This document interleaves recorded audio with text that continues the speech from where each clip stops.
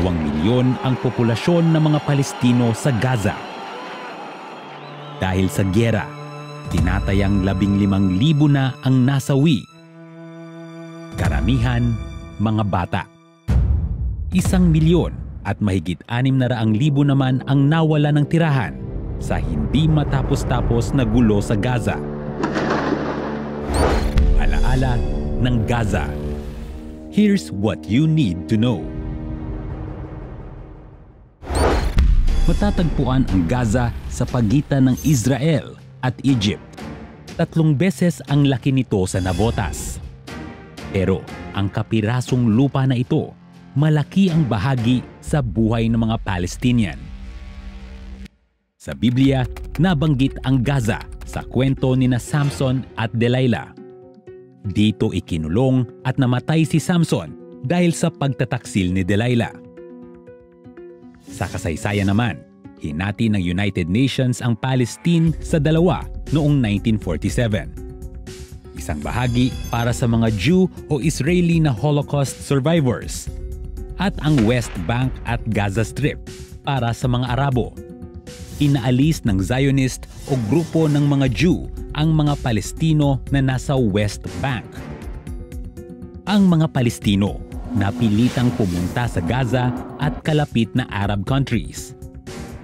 1948, nagdeklara ng gyera ang mga bansang Lebanon, Syria, Iraq, Jordan at Egypt laban sa Israel.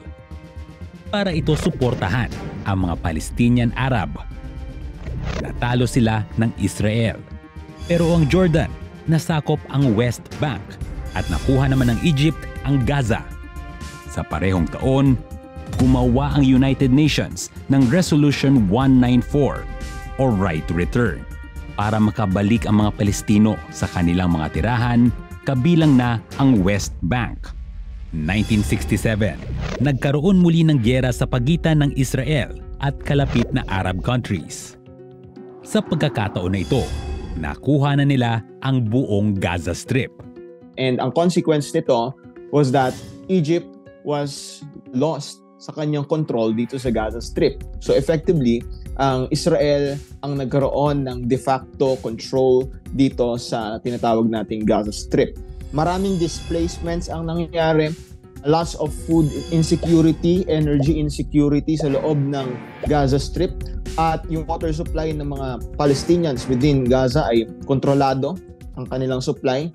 Mula tubig, kuryente, pagkain at medical supplies, kailangan ng permiso mula sa Israel para makapasok sa Gaza. So in other words, ang mga Palestinians ay limitado ang kanilang control sa kanilang mga buhay sa loob ng Gaza for the basic reason.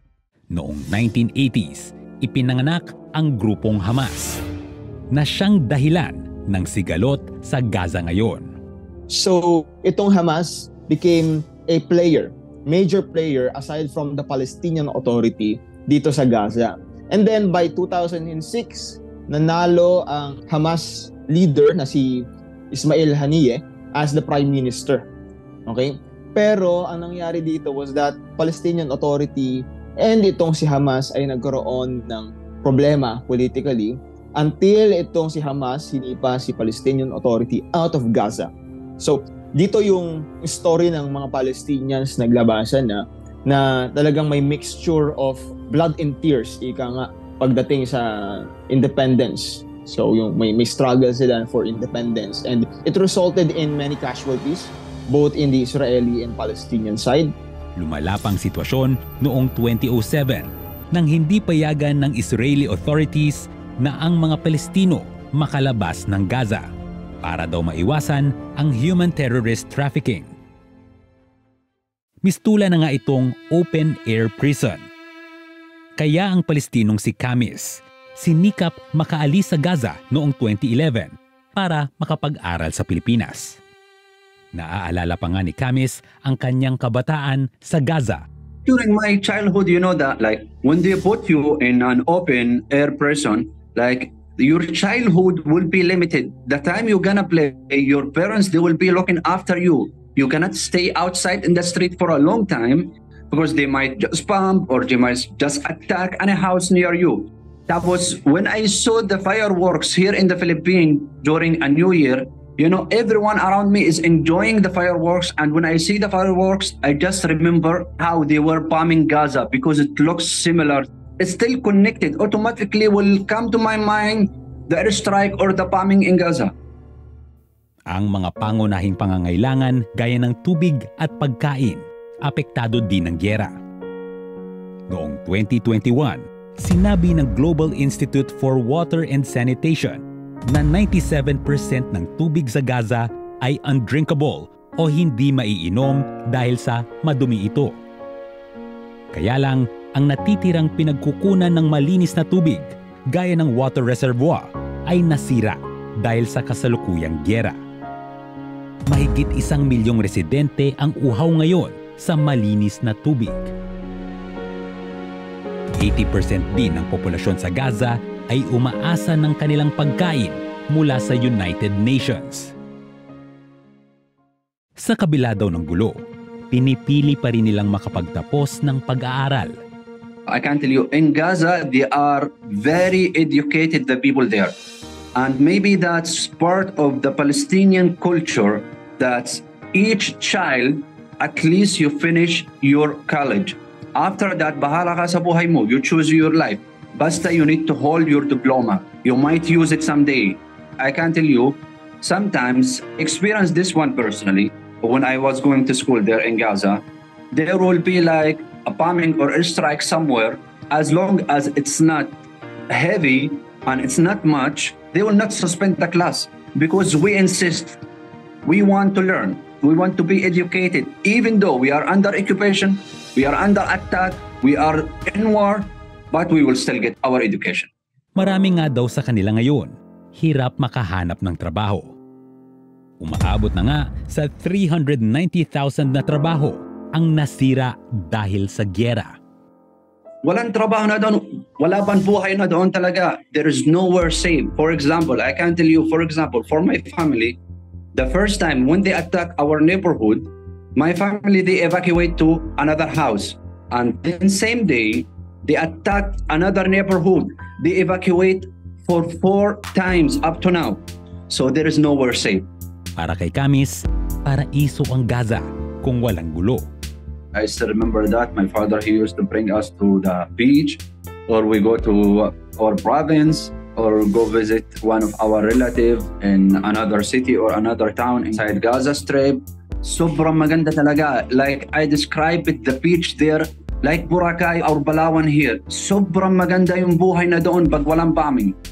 Yung lugar na doon, yung places, yung town na doon, sobrang maganda, sobrang mabait na sila. Very peaceful.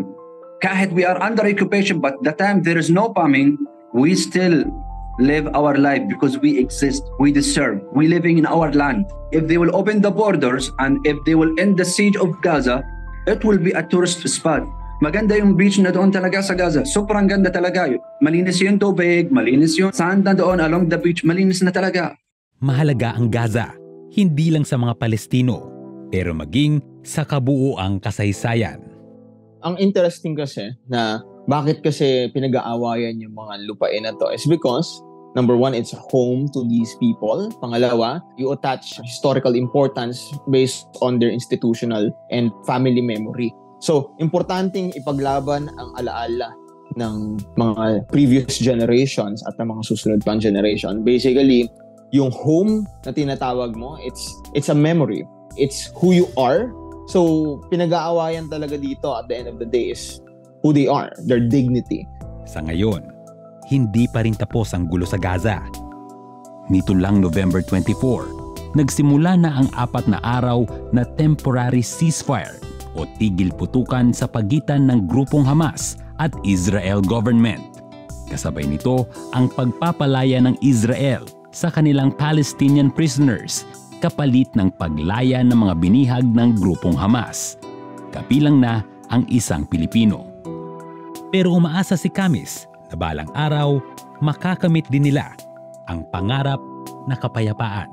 We deserve to live a peaceful life, even if we're under occupation, but we still create our peace.